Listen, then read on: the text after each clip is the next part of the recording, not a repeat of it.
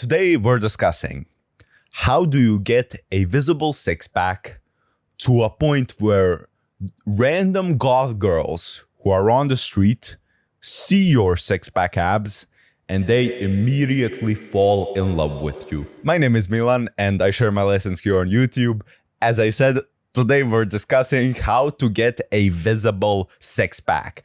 And without further ado, let's get started. The first thing that I have to discuss and the first myth that I have to bust, to be honest, is do you have to train your six-pack? A lot of these influencers that you see online, they only talk about the fact that abs are not made in the gym, they're made in a kitchen. that's not true, because abs, like any other muscle in your body, needs to be trained for it to grow, which in fact allows you to have a visible six-pack even at higher body fat percentages. Now, somebody's gonna come here and probably say, but that technically makes your waist bigger, man. Why should I want to make my waist bigger? Yes, it does in fact make your waist a teeny tiny bit bigger, but what you get from that bigger waist is a visible six-pack at 15% body fat, which in my opinion is actually a good thing. So how do you even train your six-pack? Well, I'm gonna make a separate video entirely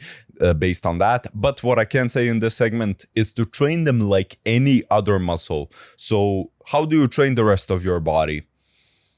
2 to 3 times per week, 4 sets per exercise, mostly sets to failure, and a good rep range, so somewhere in between 5 and let's say 25 reps, anything that you actually prefer. Now, here's a bonus tip for everybody that's watching this segment. I can actually say from personal experience and from the experience of others that you should train your abs with high reps. Why exactly? Why can't I just train abs like normal muscles? Why can't I just do, for example, 8 reps per set? Well, when you're with a woman, what a starter to a sentence, holy shit. When you're with a woman and you're in action, you're trying to share your DNA with her without clothes, you may get a situation where your abs aren't really that developed to do high reps, if you get what I'm saying here to you. So what I've actually figured out from my personal experience is somewhere in between 15 and 25, even 30 reps on any given set for abs is actually ideal. Why am I saying this in this video? Why am I gonna get this video demonetized? Because it's gonna save at least one of you from a painful experience of, Holy shit, I can't move my ab muscles, but I have to this girl, what do I do? Also, I hope my AC unit isn't actually that loud, like it's literally right above my head, so I hope you don't hear a bunch of during this video. Is it actually true that abs are made in a kitchen, or is that partially true, or is it incorrect? That's what we're gonna talk about in this segment right here. Now, here's the truth. Abs are made in the gym, but revealed in the kitchen. So you can have an amazing six-pack, but you're also 20% body fat, which it did actually happen to me once, where I was mega bulking and I ate like 5,000 or even more than that calories every single day, and I had visible abs. Or during that bulk, I actually did have visible abs, but at one point I got so chunky that I couldn't even see my six-pack abs. And that's when I realized, okay, I may have taken the bulk a little bit too far. And in my opinion, if you've been training for quite a while, you should have visible abs, not like fully chiseled six-pack abs, but you should at least have some resemblance of a six-pack at any given point, anytime. Of course, when you contract those muscles. Like right now, my abs aren't really that visible, but still, I would highly suggest to you to train your abs first, then think about doing a caloric deficit. Now, what is actually a caloric deficit? You probably already know since you only watch fitness content, motherfucker. But if you don't know, A caloric deficit is basically just a necessary measurement to lower the amount of body fat that you currently have. So let's say maintenance calories, or the calories that you need to eat every single day to maintain your body weight. Your maintenance calorie level is at 3,000 calories. A caloric deficit would be 250 or 300, all the way up to 500-600 calories. That is what we call a mild/moderate caloric deficit. But a caloric deficit in this situation would be 2,500 calories. And that is actually what you would need to eat to cut down and to have those visible abs. Now, should you actually do this in your first or second or third year of training? In my opinion, no. What beginners should actually do is a caloric surplus, but really that's not the topic of this video, so I'm not going to discuss that too much. Still, I would highly suggest to you to build up your six-pack, then reveal them. For example, if you wanted to get capped shoulders or capped delts, we wouldn't say, yeah, just do a caloric deficit and you'll see your shoulders. Sure, you will see the muscles of the shoulder, but your shoulders aren't really built, so you don't really have anything to show. I remember when I was talking to my friend a few years ago, he didn't even go to the gym, and he was like, yeah, man, I'm gonna start cutting, I'm gonna have visible muscles. I was like, what are you cutting to, man? Your bones? Because you literally don't even have muscle mass. Why would you even cut since you don't have a visible six-pack? And he was like, yeah, you do actually have a point. I'll build my muscle size first. So in reality, like anything else in the fitness world, ab training is not difficult, man. You just train your abs, ideally with resistance training, since it's the best form of training to get muscle hypertrophy or bigger muscles. You train your abs 2 to 3 times per week in the gym, and after a certain point, you can think about doing a cut, doing a caloric deficit, and actually make your abs more visible.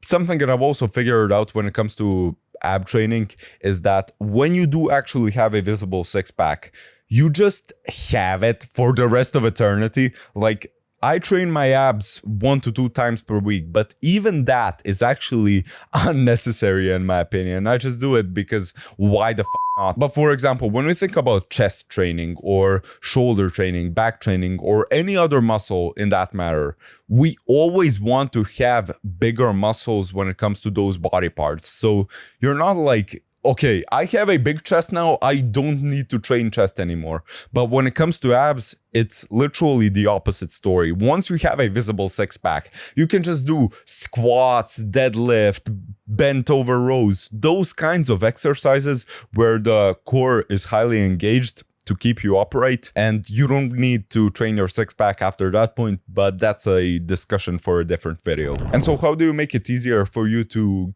get those visible abs? Well, that's where cardio comes into play. Now, when it comes to cardio, I would highly suggest this. Just walk, bro. It's literally not that difficult. It does take some time because you need to walk at least 9 to 15,000 steps every single day for the majority of people. If you're insane like myself, I walk 20,000 steps every single day, or at least I did during this mini cut. I'm never cutting again, by the way. I'm just going for a bulk after this point. I have visible abs now, and probably never in the visible future at least. But what I actually realized for me is I can walk that much every single day, and it isn't really a problem for myself. When you think about walking or incline walking or the elliptical, these are things that don't generate a lot of fatigue, but you also lose a good amount of calories doing those activities. Incline walking may in fact be the best since it is better than normal walking. You burn more calories, therefore you burn more fat, but normal walking is also fine in my opinion. You can also do activities that require a lot more effort, like running, jumping, sprinting, jump rope, whatever, but those things tend to actually fatigue you a lot more, and you may experience muscle loss if you overdo it too much. For example, you've probably seen the case of guy who goes into the gym and then he starts sprinting every single day and loses all that muscle that he's actually built. Like, bro, are you for real? Why did you do leg training in the first place? Because you wanted to get bigger legs. Now you're running every single day. Are you f***ing insane, man? Just walk. It's literally easier. It's more enjoyable. You can also walk with headphones because music makes everything so much better, in my opinion, at least. But if it's legal, we respect the laws, so we don't walk around with headphones. If you ever see me in person walking around with headphones, you will just say to yourself, yeah, that's not Milan, that's some other guy who looks like him. He may look exactly like him. He's the identical twin. Who the knows?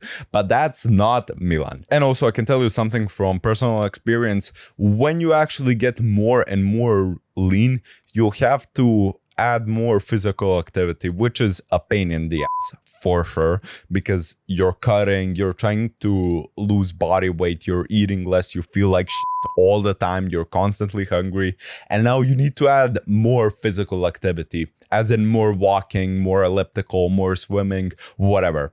Because firstly, your body accommodates to you walking every single day. So the first day of you walking, let's say 15,000 steps, you're gonna burn 1,000 calories, for instance. And after a week, after 2 weeks, your body actually gets used to it. And so you don't really burn that many calories. Still, you burn 700 or 800 calories. But after a while, your body does get used to it. And so you need to up the physical activity. To be honest, your biology has actually made you to sustain the worst of conditions that you can possibly be in, and cutting is one of those, or a caloric deficit. That's the same thing.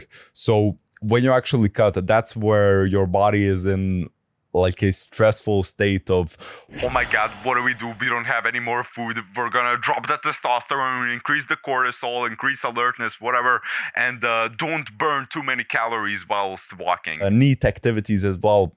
NEAT activities, those are activities that you do every single day that are not taken into the exercise equation or exercise part of the equation. So NEAT actually stands for non-exercise activity thermogenesis. I can't believe I said that right the first take. I'm actually surprised at myself. I need to pat myself on the back. You do need to take into consideration your body's abilities to keep you at that same body weight that you're currently at now. And to be honest, if you've been training for quite a while, you know that your body only wants to maintain your current level of body fat levels and muscle size levels. And the more you train, the more you realize that, because after a year or two of lifting, okay, you do realize that progress isn't the same as the first month. After 15 years of lifting, you realize, well, that you can't build any more muscle, to be honest. It is possible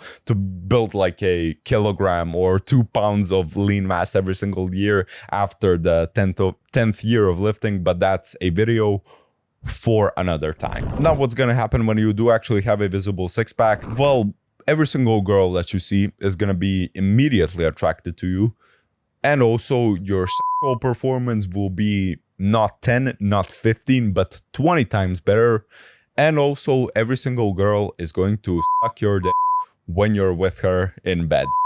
In reality, girls just don't care. Like, if you're jacked, you're jacked. If you're skinny, you're skinny. If you're jacked, but you also have a fully visible, shredded six-pack, girls don't really care about that. Like, you can be 13% body fat and just be fine. Now, what's actually ideal for attraction? Something in between 10 and 12%, because you do have visible veins, visible six-pack, but even if you're at 15-16%, it's not really the end of the world. And in my opinion, cutting itself isn't really worth it, because you waste a lot of your energy and you don't have a lot of energy to spend in the gym, and you're constantly hungry all the time, and you constantly stir whilst recording videos. This video right now that I'm recording, it's 21 minutes raw. By the end of the editing process, it's gonna be 10, 12, eventually 15, but that's overly ambitious in my opinion. I'm just ranting now, so who cares? Thank you for watching this video. If you want to watch my previous video that I actually recorded on this channel, you can click here, and I would highly appreciate it if you could subscribe to the channel here.